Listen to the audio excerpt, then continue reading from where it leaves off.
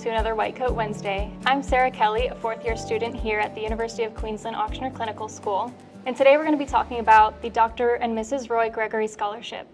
I'd like to congratulate the winner of this year's scholarship, Carlos Santaolaya. Carlos, would you like to introduce yourself? Thank you, yeah. My name's Carlos, as she mentioned. I'm a fourth-year medical student at the University of Queensland. Ever since I applied to medical school, I've been interested in family medicine and being the doctor who is able to use as much medical knowledge as possible over the course of his career. So really excited to have received that scholarship and to be able to be the face of kind of the family medicine interest at our school, because I'm also the president of the family medicine interest group. So really thankful to be here, really excited to have received that scholarship as well. Wonderful. So was there a certain moment for you that reinforced your desire to go into family medicine? Yeah, so there was actually quite a few over the course of my third and my fourth year, especially actually once I started in the hospital. I realized that patients were coming in when they were already a little bit too sick, right? Patients, when they're at the hospital, they're kind of in an acute phase of being unwell.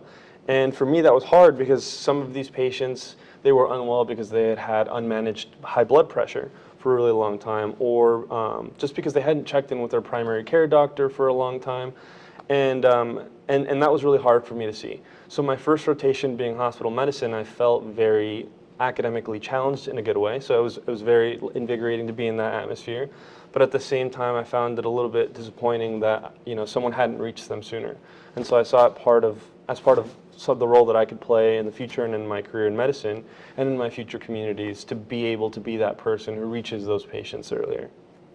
So can you tell us a little bit about your journey into medicine and how you came to be a part of this UQ-Ochsner program? Yeah, actually, my journey into medicine kind of spanned probably around a decade or so, from when I graduated high school until kind of when I ended up in this program.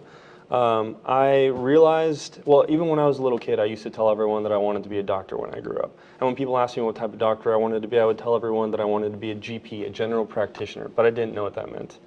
When I graduated college, still with that dream in my head, I decided, or I had still told people that I wanted to be a doctor, and I was working with doctors actually in public health because I had a little bit of a career in public health prior to this. But the actual experience of being a doctor was missing for me. I didn't really know what they were doing in the day-to-day.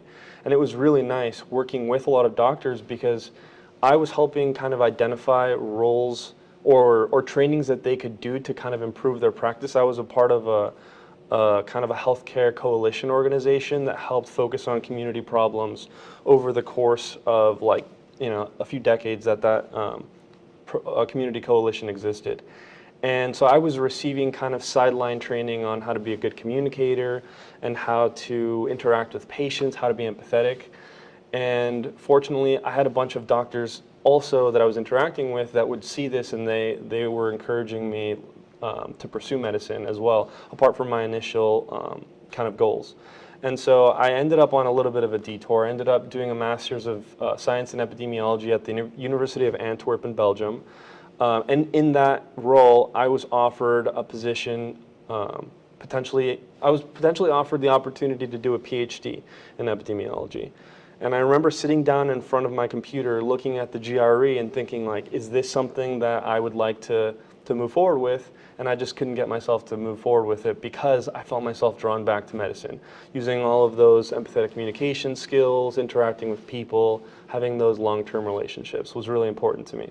And so it ended up bringing me here to UQ-Ochsner, having an amazing experience, obviously, across 2 continents.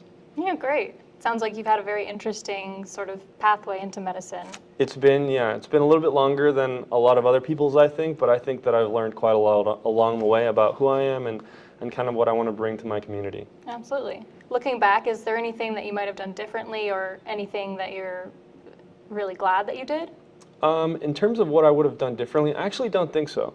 Because, like I said, it was a lot of the encouragement from other doctors that made me realize that I was going in the right direction, right? Being able to learn about how to talk to people before really being able to work with patients was a really unique and positive experience. And in terms of anything that I'm really glad that I did, I think that this program ended up being a home to me in a lot of ways. I found I was able to continue exploring the world because, as I kind of alluded to, I had that relationship with global health that I built with my master's. And I was able to see two different sides of healthcare as well.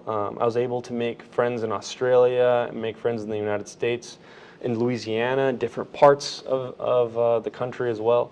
And so overall, it's been like a fantastic experience. I feel like my life so far has been a movie.